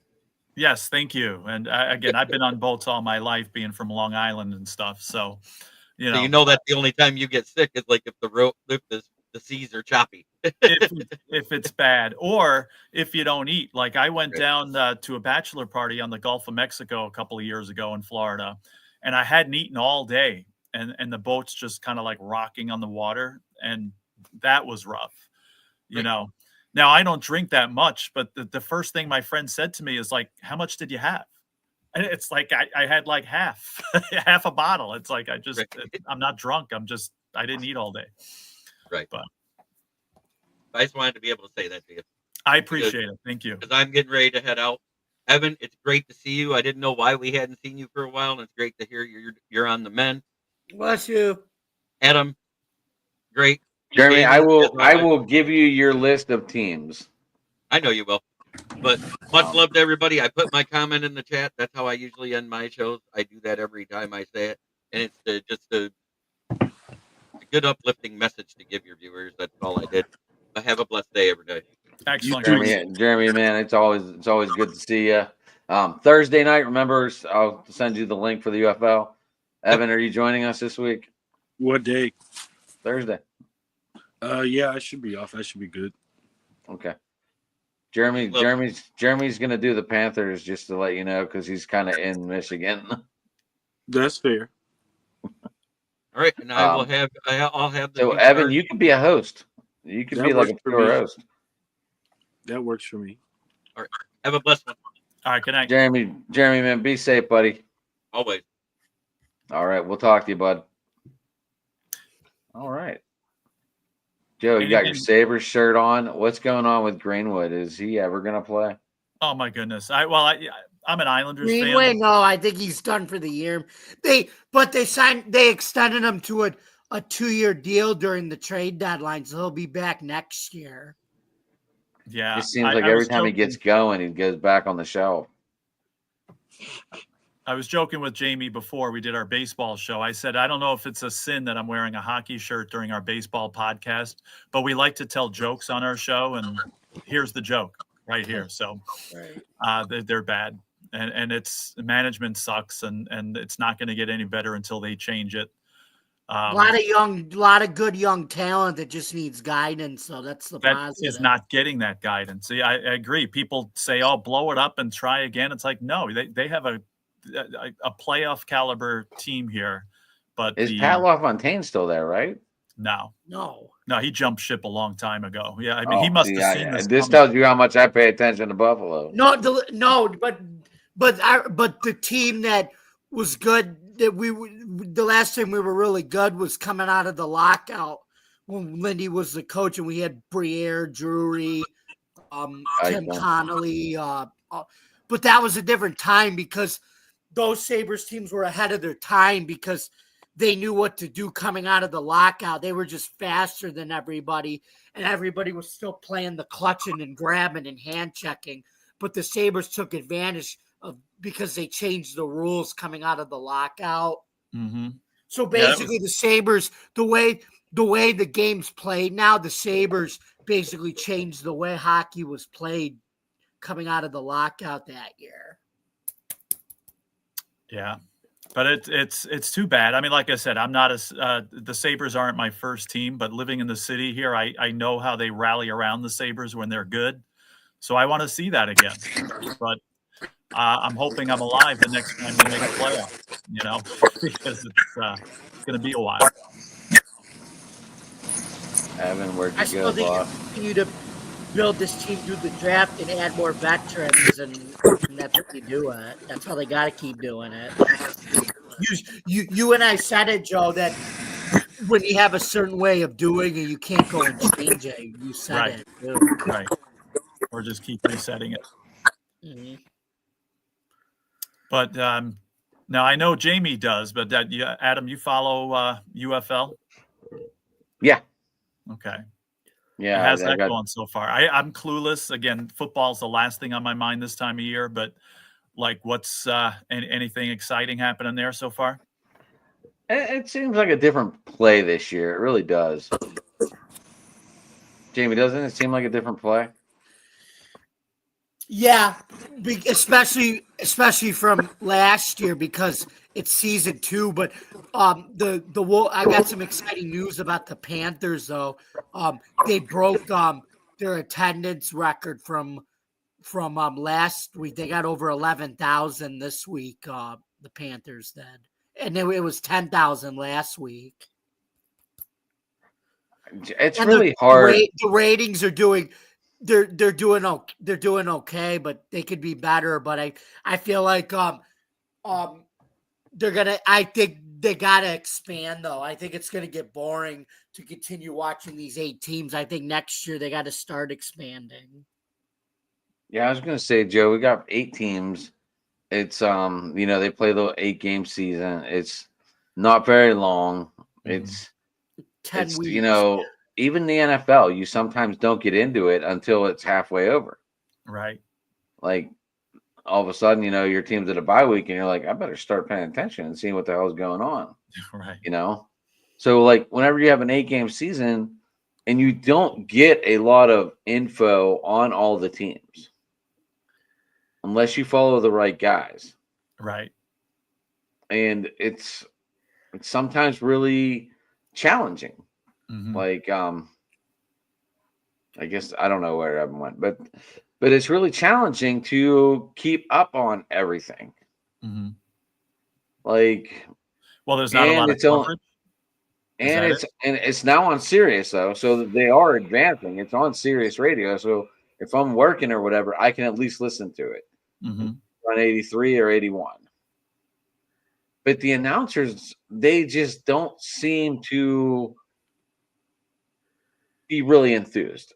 Okay. It's like these are the announcers that like just didn't make the NFL. Yeah, Right. but they do the college games. Brock Hurd, Joe Clan, and Brock I'm Hurd not talking about on TV, Jam. Oh, I'm talking about on the radio. On the radio. oh, Where you really on the radio, Joe, we both know this. On the radio, you really have to envision Oh yeah. and have that envision so the listener understands what is going on. Mm-hmm. And it just seems like they're so lost on the radio. Okay. And I don't know how, like, I'll listen to it and I'll go, like, they won't tell you. They're like, they say who has the ball on the first snap.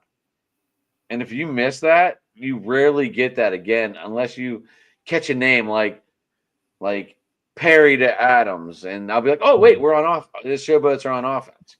Right. But I mean, it's like, if I hear Tarpley like batted down a pass, I know Michigan's on defense. Okay. Now, Arnold Tarpley, someone I've had on the show numerous times. I still text him and tell him great game and stuff after the games, Awesome. and he texts me back. So we're on at least a texting basis. So it's just a little bit difficult to keep up with it. It's now watching on TV, obviously you get a lot more. Right. And another thing is, I don't know how fast the calls are coming in too, because they tell you the whole offensive scheme. Like you hear every play getting called in. Really. yeah. So if another team had someone just listening, and like putting down numbers, like signs, I guess. Yeah, they're gonna know. Right. I don't like that aspect because there's nothing hidden. Mm-hmm. But I mean, other than that, it is still football and it's still fun to watch. Yeah. Jamie, your thoughts on that? It's basically, I think it's actually saving the current NFL in terms of like the NFL's taking a lot of the rules and interventions from the UFL, like the kickoff rule, or when they go inside the locker room and they show the players pregame in the locker room, like that was taken from the UFL. And then I don't know if you saw, Joe, but on Fox last year, EA and Carissa and all the Fox people, they were actually able to like do a pregame segment inside the team's locker rooms. Okay. And that was because of the UFL. They weren't able to do that before. But like I said, a lot of people say they don't want to get into the UFL, but you got to tell them a lot of the things that they're doing in the UFL are coming to the NFL and trying to save the current NFL product. Yeah, the NFL's watching. Obviously, I don't like knowing the plays, and I don't think commentators, TV people should be in the locker rooms. Well, not during the game. Not during the game. That's going to take away from the celebrating that we don't see. That's going to take away from all the No, name they only calling. do that during halftime or the post game. Right, but I think that's dumb because sometimes teams need that vent time. Mm-hmm. Like, and then all of a sudden, they say something stupid in the locker room that normally isn't on camera, and now all of a sudden they have to apologize. No. It just doesn't. I don't like it. I just feel it's taken away from. The NFL's they're never gonna take that from the UFL to calling the plays. That'll never happen because the NFL, Rod, they'll get accused of cheating if they do it in the NFL. Jamie, I'm talking about the announcers and like the commentators being in the locker room, how that takes away from the inside the game where the players can vent, be pissed off, be angry, say whatever they want amongst their peers, and not have to worry about it escaping the national TV where they have to like talk about it for the next 30 days because they said something stupid, and now it's caught on TV. Because the guy was pissed off because something happened. Right. Another thing, Joe, you can flag penalties. Like, challenge. But you have to be very, very specific. Okay. If you're going to challenge a penalty missed. Like, you almost have to say, like, what yard it happened at, if he was holding that guy. And then you have to say the numbers of the guys that were on the field doing it. Really? I like you and I, Joe, we like that universal challenge system because you could challenge anything and it's getting the call right, even roughing the passer and all those calls that they just blatantly call roughing the passer and that you don't challenge in the NFL. Right. The only thing I don't like about it is in the past, like with the pass interference, the NFL, the referees never overturned anything, even though it was obvious. They overturn it in the UFL. They do. Okay. That's the difference. But yeah, the NFL needs to do that. If they're like, okay, so the boats in the Roughnecks played. They overturn them. Oh, no. Let's go. Okay. Joe, so go back and watch, if you're going to watch a game, watch the ending of the Stallions and the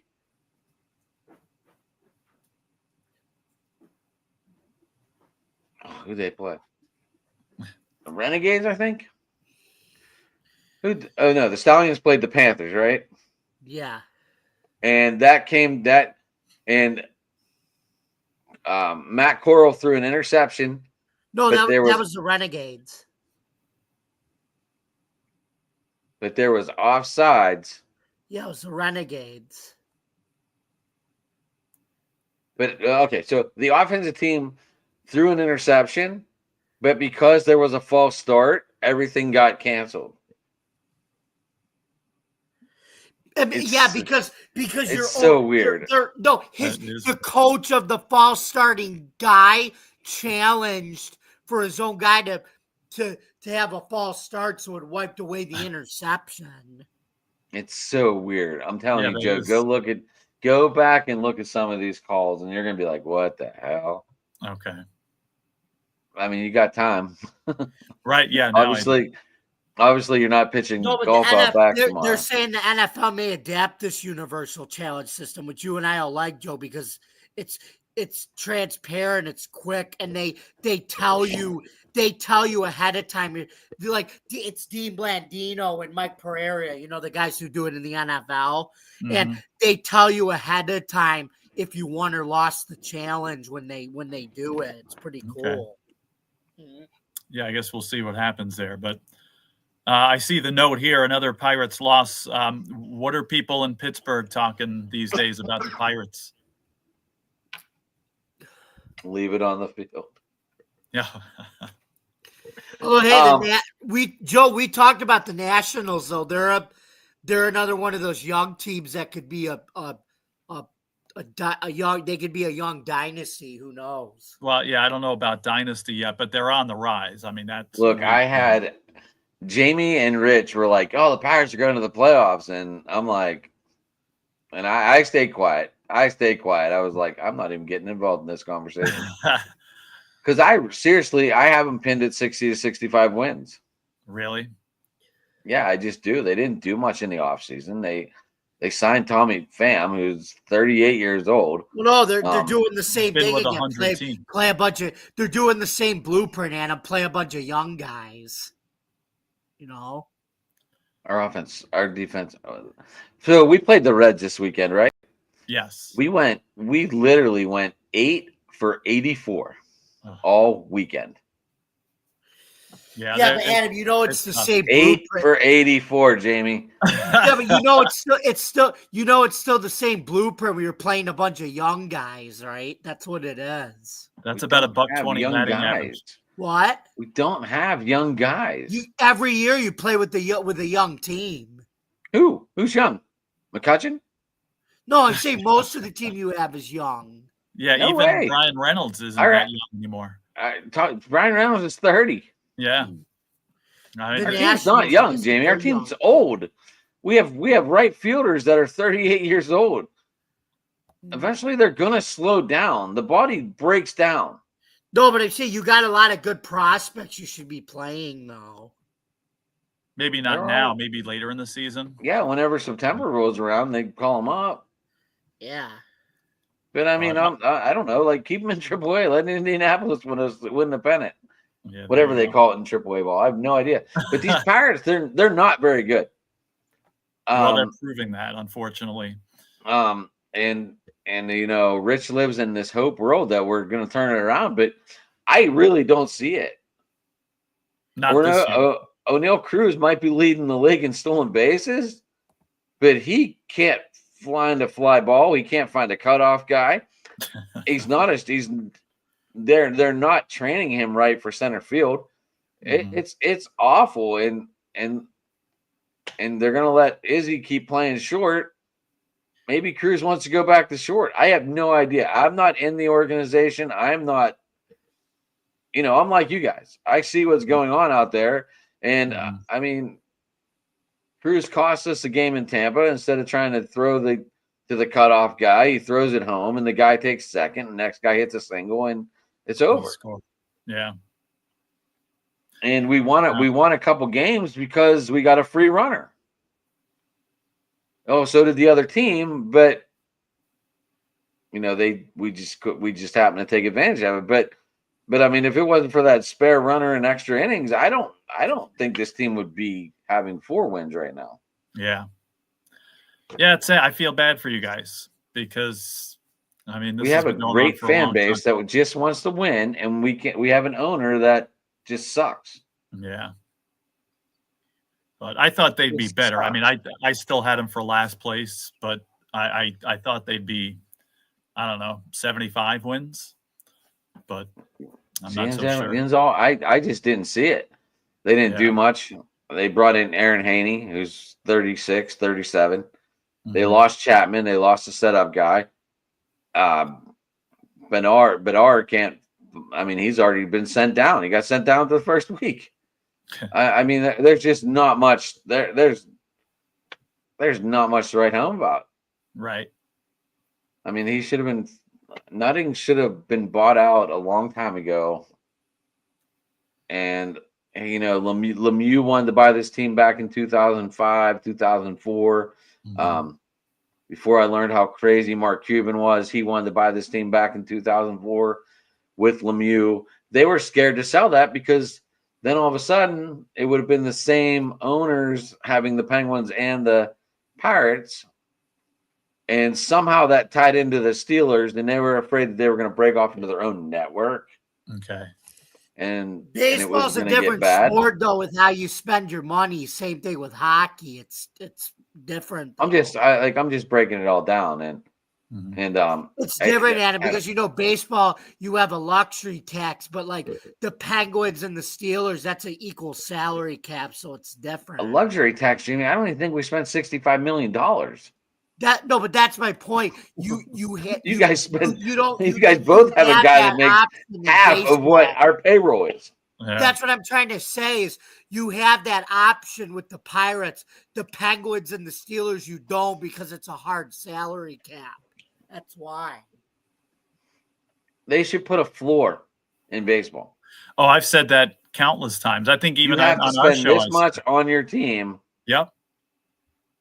But I don't understand too. Like they went after Tommy Pham, who they signed for $4 million, instead of spending 1.5 on Alex Verdugo, Mhm. who's 28. Right. He's 10 years younger. I just don't understand it. I just don't. And I live here, so I mean it's hard to. Like I talked to Lanny Fratteri, I'm like, it's so hard listening to the announcers when this team's so bad. Yeah. And I've been asking him like, how do you keep people intrigued without telling stories about yourself? And he said call me sometime, but I just never got around to it. Okay. But yeah, this team is just very, very frustrating, guys. Yeah, I can imagine.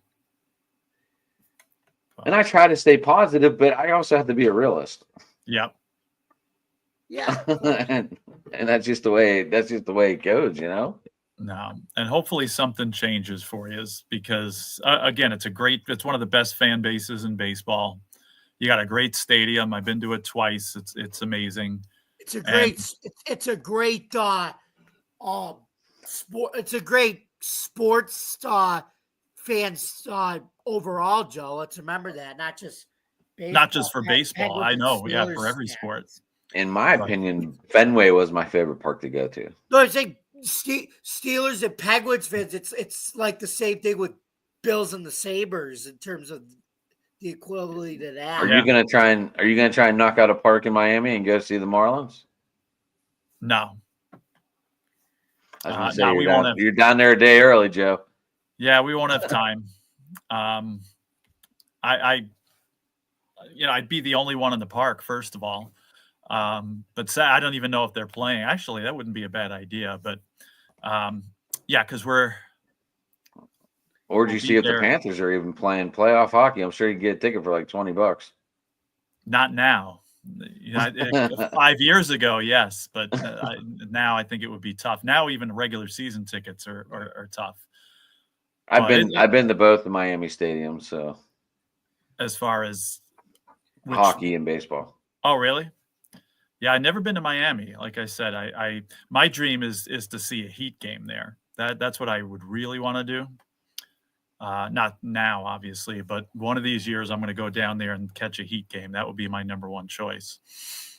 But friends of ours here say we're going to do a hockey trip, because so many times, like if the Sabres or Islanders or somebody go down there, they're playing in Tampa or one night and Miami the next, or vice versa.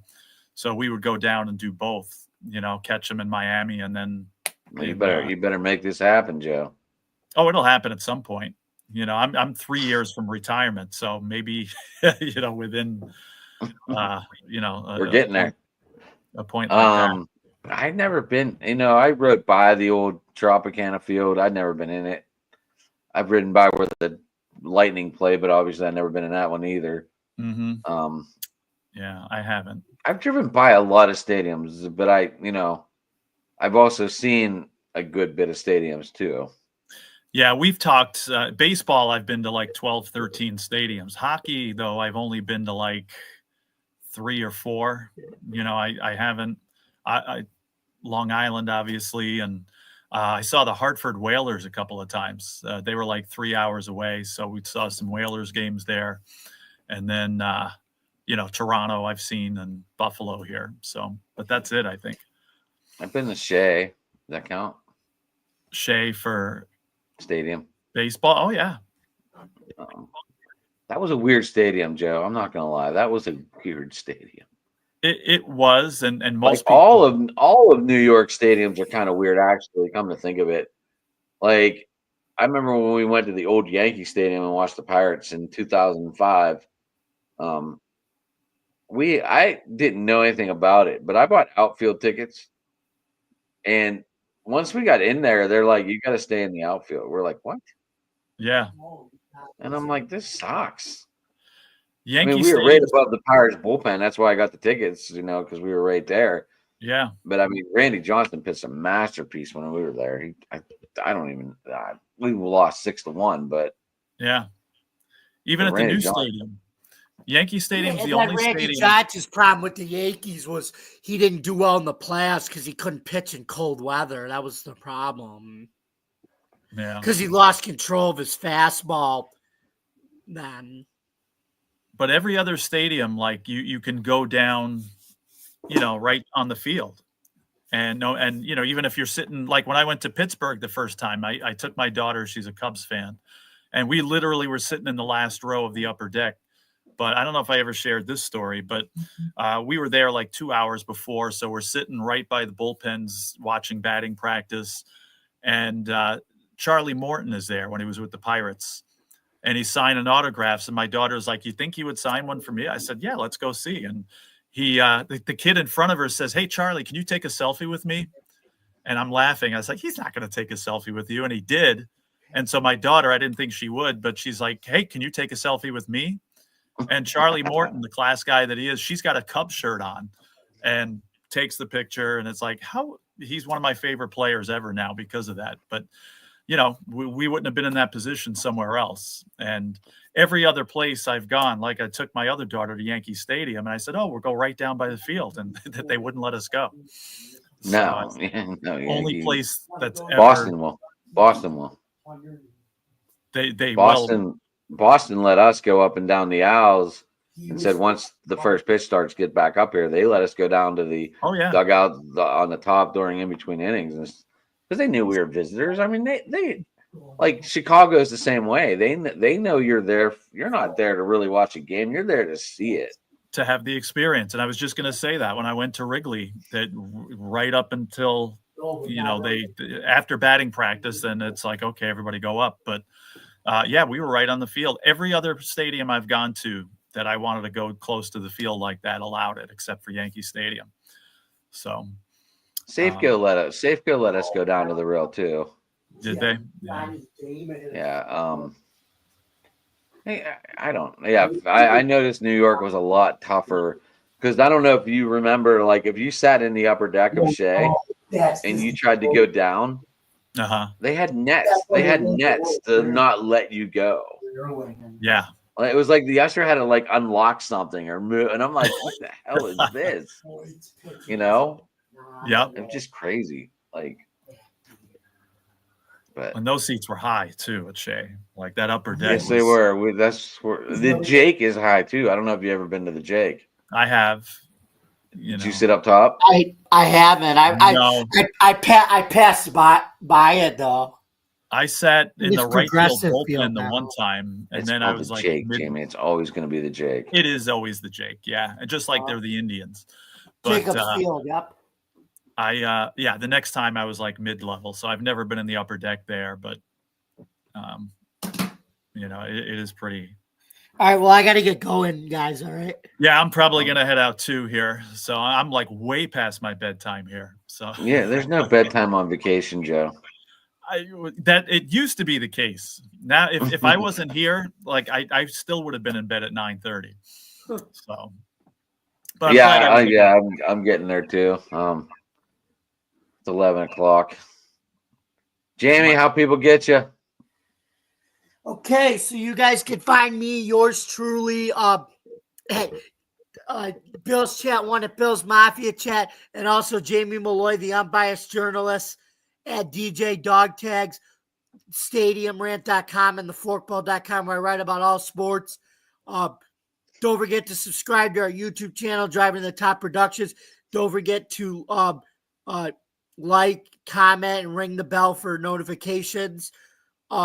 Thank you guys very much for listening to tonight's episode of Open Mic Night, presented by Driving to the Top. You guys can also catch Joe and I our latest episode of the Subway Conversation Chat that started at 8 o'clock. That's up there. And for more content on Driving to the Top Productions, please visit our YouTube page, Twitch stream, Facebook stream, X stream, wherever you consume your podcast. I'm Jamie Malloy. Thank you very much for listening. And this has been another episode of Open Sports Mike on Driving to the Top. Good night, everybody. And don't forget to subscribe. All right. Thank you, James. Thank you for popping on. We'll see you next week. I will send you your teams here. I'm going to do this whenever we're done, but I'll have it all done. Okay. Joe, really enjoy the cruise, man. Enjoy the cruise. Obviously Thursday night, Taco Bell at midnight on the boat, right? That's one of the first things my friend said is like, I got a 3 a.m. slice of pizza just because I could. So I don't know if I'll be doing 3 a.m., but just, nice to know I can grab the taco. You never know. You're on a boat, Joe. You can do whatever you want.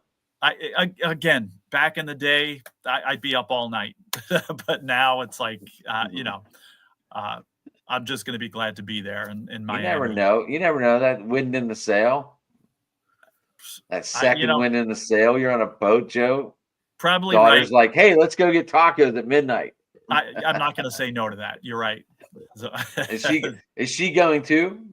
It's my whole family. So there's my 3 daughters and my wife and I, and then we're going with another family from our church that it's 3 of them. So they're good friends of ours. So so the 8 of us are going to be going. So and they're younger than us too. They're about probably 15 years younger than me. So they're going to be keeping you up there, buddy.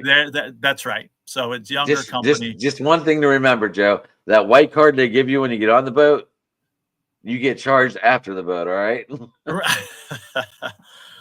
unless you did a drink package. Yeah. I don't know that they set it up. So I'm going to have to start doing my homework and answering some of these questions here that people are asking. If not, make sure you got some 20s to hand the bartender, and maybe it won't go on that white card. All right, certainly. Joe, how people get you, bud? All right, so I'm on X Twitter, Joe Dell Sports, tidbits about all sports that I put on there, and of course, like Jamie said, the Subway Conversation Chat on this channel here. So that's where you can find me. And so I appreciate you having me on here. Glad to be back. And hopefully, I'm try and get Howard Johnson back on with us, Joe, and catch up with him. That would be amazing. That was fun. That was unexpected. That was one of my best memories here for sure. Right? No, I love it. I love it. I couldn't believe he came on. I was like, what? I was like, Hojo is coming on the show. He was a good guy. He's a great guy. Yeah. Definitely. You can get me at Sports Talking It on Twitter, guys, at Driving to the Top on Twitter. Also, you can get us on Driving to the Top on YouTube. Hit that like, subscribe, notification. We've been going. We have UFL talk on Thursday night this week, guys. Schedule arrangements happened, and that's what happened to that. Me and Rich are going to be going live tomorrow night talking about our Buccos. We'll see what happens on this charade tomorrow. It's supposed to be snowy here, so who knows? Who knows? I saw snow. I saw 40. I don't know. I'm sure you got it all day today too. Did you get all that wind up there, Joe, today? Yeah, it was windy. It was supposed to tonight. They said we're supposed to get maybe 1 or 2 inches of snow. It didn't happen, but it was actually pretty Unbelievable. nice for most of the day. The sun was out. It was just 45 and 40-mile-an-hour winds. Would have been good if you were driving with that behind your back all day. Right. But it was again, no use practicing golf. I don't when there's no breeze. I hit it, crooked anyway. So. Not going to be practicing with 40-mile-an-hour wind gusts here. I'm not going to get anything good out of that. Oh man. Well, Joe, as always, man, you're welcome to join the open you. mic night any night you want when we're here, and you and Jamie kick ass, so that's all that counts. I appreciate And that. that means you guys are going to be taking a little bit of time off, or I am able to do our baseball show tomorrow next week because it's early enough, but I want to get to bed early, just because again, we're going to be heading out early Thursday, trying to get everything. But then we're going to take the next week off because I'm not getting back till, 11 late o'clock Tuesday. at night. You could do it on the plane, Joe. It's funny because I thought of that, but it's like, I don't know if people want to, be hearing me or, People live might be into it. People might be live- into it. Who knows? Well, we'll talk. Yeah, live from Miami Airport. Here we are. So You should be on a We'll plane see. at 9 o'clock if you're getting in at 11. yeah, although we do the show at 8, so I don't know. That'd be right around board. That'd be right around boarding time, huh? That would be yeah. We'll see. That would be interesting, but we'll have to check things out and see. Joe If Dalio, not, where are we'll be you? You're missing your flight. Hold on, I'm on a podcast. Yeah. They can wait, right? All right, guys. Well, hey, everyone, thanks for tuning in. Thanks for commenting over there on the YouTube channels. All of Jeremy's friends, all of Rav's friends, my son, obviously. Thanks for tuning in, guys, and everybody have a good night. All right. Thanks again, Adam. And yeah, great being